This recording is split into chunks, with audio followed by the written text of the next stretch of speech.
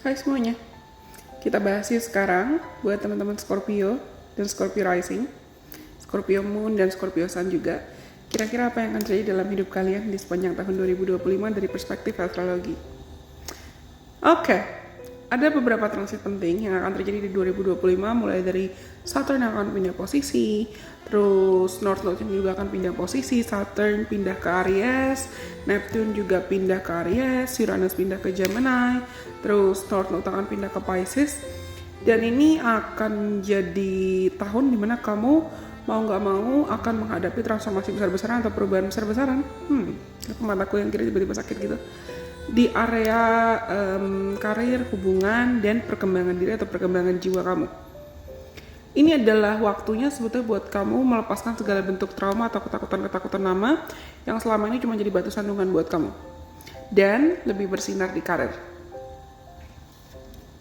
Oke. Kalian siap nggak nih? Kita bahas satu persatu ya. Sambil aku lihat contekannya di laptop.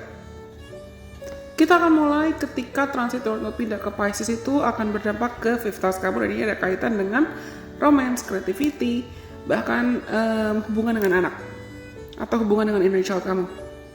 Tapi South Node itu akan berdampak ke 11 house kamu. Dan sepanjang tahun 2025, kamu mungkin akan menemukan kesenangan atau kebahagiaan lewat hobi baru, project-project kreatif. Atau bahkan teman-teman yang single nih, besar banget potensi buat kamu ketemu pasangan atau ketemu orang baru. Atau hubungan kamu dengan pasangan kamu tuh jadi lebih harmonis, jadi lebih romantis, jadi lebih intimate, jadi lebih personal. Banyak dari kalian yang mungkin akan sadar kalau misalnya cinta yang sehat itu adalah cinta yang tidak mendominasi. Cinta yang tidak penuh dengan tendensi ingin mengontrol segala hal atau terlalu perfeksionis. Atau cinta yang lebih spiritual. Kalau kamu punya anak seperti aku bilang tadi, mungkin interaksi-interaksi yang kamu jalani dengan anak kamu di sepanjang tahun 2025 itu jadi lebih bermakna.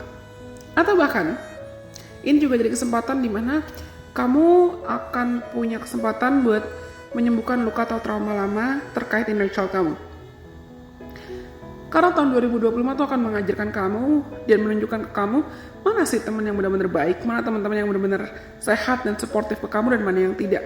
Mana orang-orang atau mana komunitas yang baik buat kamu dan mana yang tidak. Kalian perlu belajar di tahun 2025 untuk melepaskan ekspektasi-ekspektasi yang berlebihan atau ekspektasi-ekspektasi yang tidak realistis.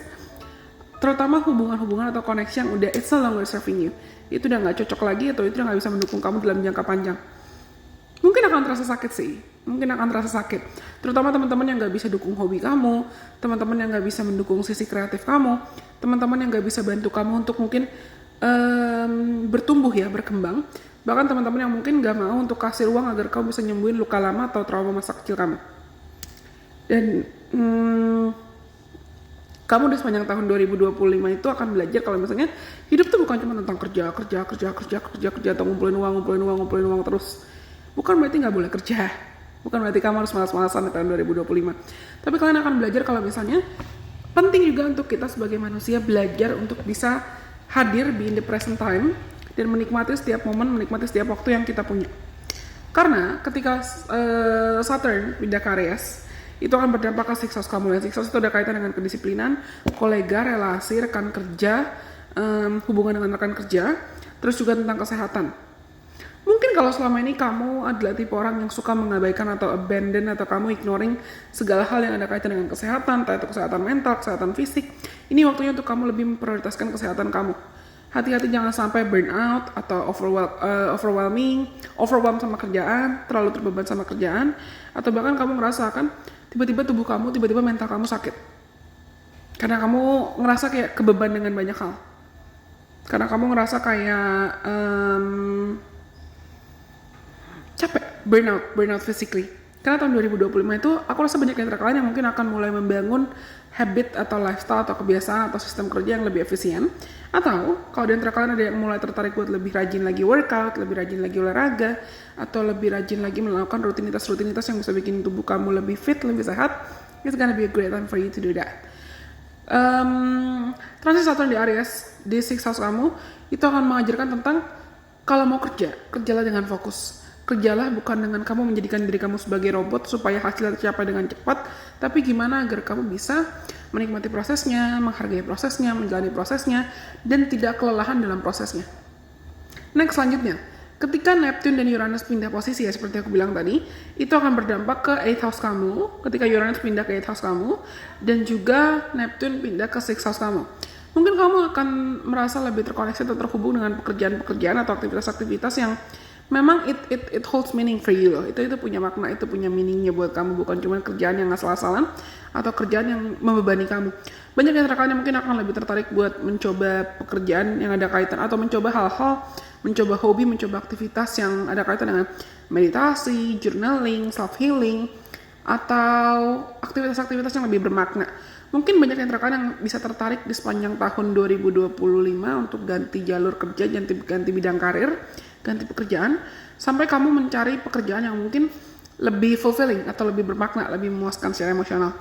Ketika Uranus pindah ke 8th house, mungkin ada perubahan mendadak atau perubahan yang bisa jadi itu shocking atau yang mengagetkan, atau memang it's something you've prepared, tapi ada perubahan terkait keuangan, aset, warisan, investasi, atau sumber pendapatan kamu. Bukan berarti aku nakut-nakutin kamu ya, atau bukan berarti misalnya kayak kamu mau bangkrut atau enggak.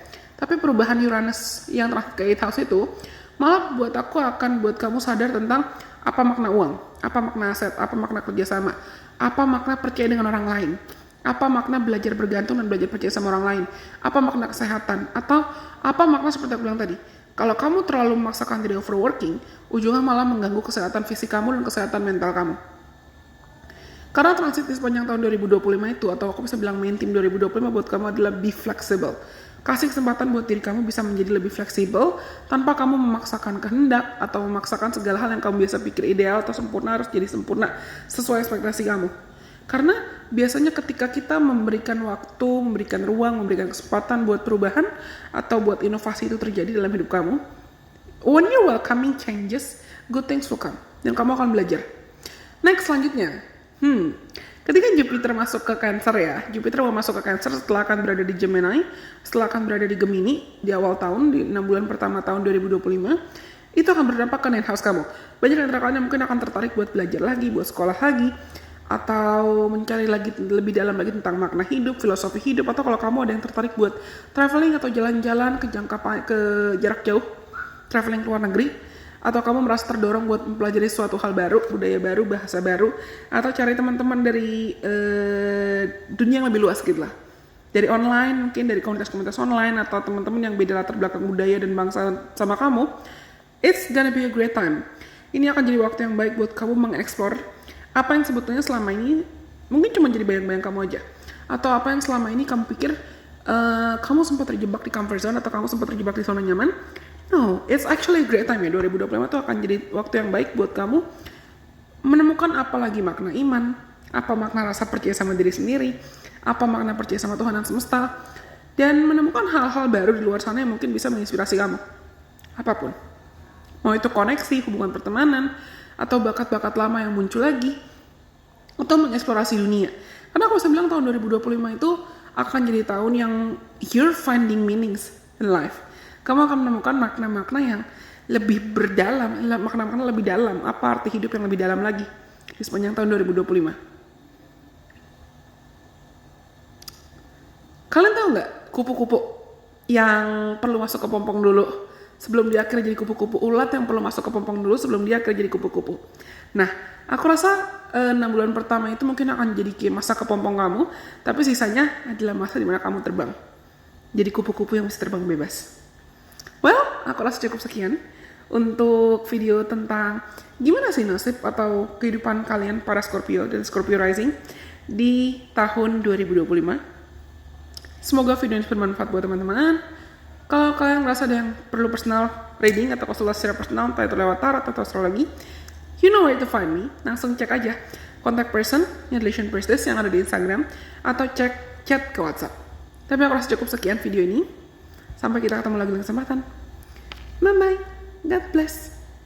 I love you guys so much.